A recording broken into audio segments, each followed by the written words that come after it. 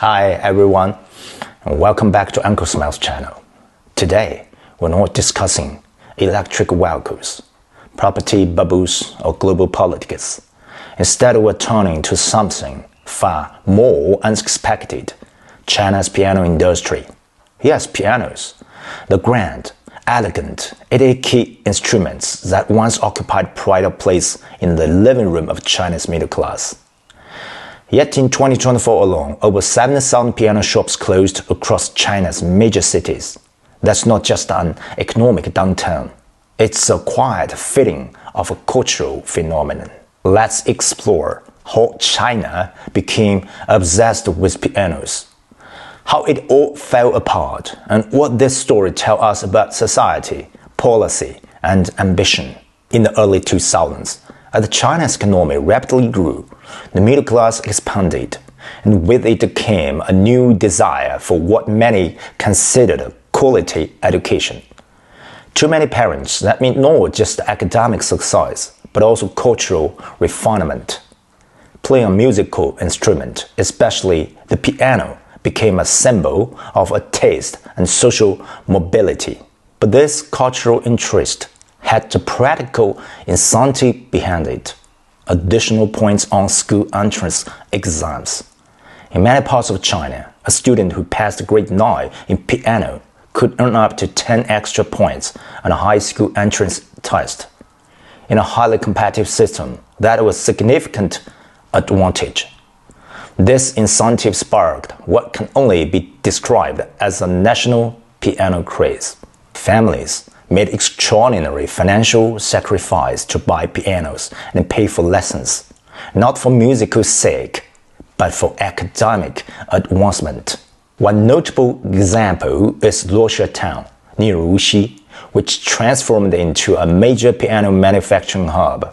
On a single street, one could find the entire production chain, from woodwork to tanning to assembly.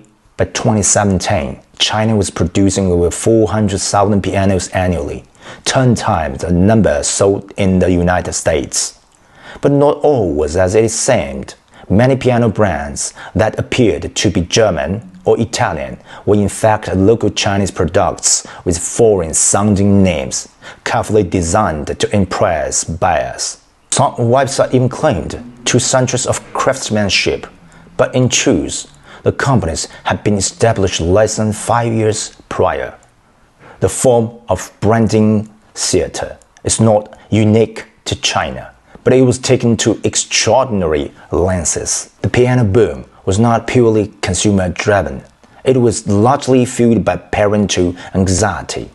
In a country where most families have only one child, parents channel immense pressure and resources into that child's education and future prospects. A complex ecosystem quickly developed, private music schools offering graded exams, teachers allegedly trained in Europe, branded pianos marketed as essential for academic success. But much of this system proved to be hollow. Some teachers exaggerated or fabricated their credentials. Schools offered financial incentives to teachers who pushed specific piano brands. Commissions could be as high as 30%. In short, this was less about music education and more about scoring points on a test, literally and metaphorically. The turning point came in 2018, when the Chinese government removed the bonus points for art achievements in school admissions. Just like that, the primary reason many parents had invested in piano lessons vanished. Then in 2021, a sweeping education reform known as double reduction policy further limited private tutoring and extracurricular pressures on students. The unintended consequence: a dramatic decline in piano enrollments.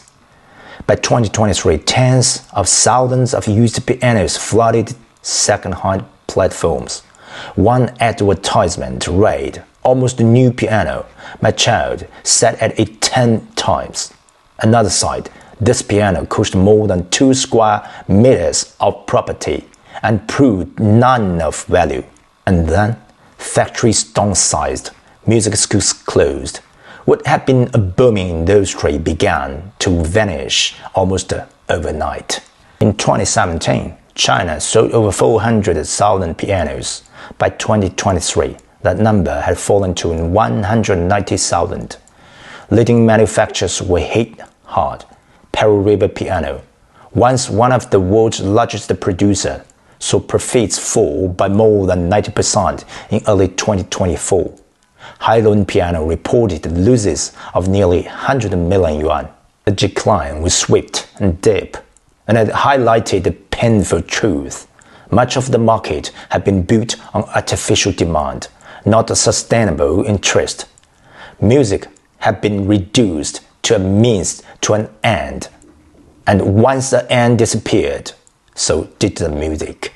But just when at the same the piano industry was finished, a surprising group emerged as its unlikely saviors, the elderly. In 2023, individuals over 60 accounted for nearly 40% of new piano purchases in China. Why? For many, it was about rediscovery and relaxation. After a lifetime of work and responsibility, they finally had the time and perhaps the emotional space to pursue something for themselves. Some were fulfilling childhood dreams. Others found music to be therapeutic. Unlike their children and grandchildren, they were not learning for exams or certificates, but simply for the joy of playing.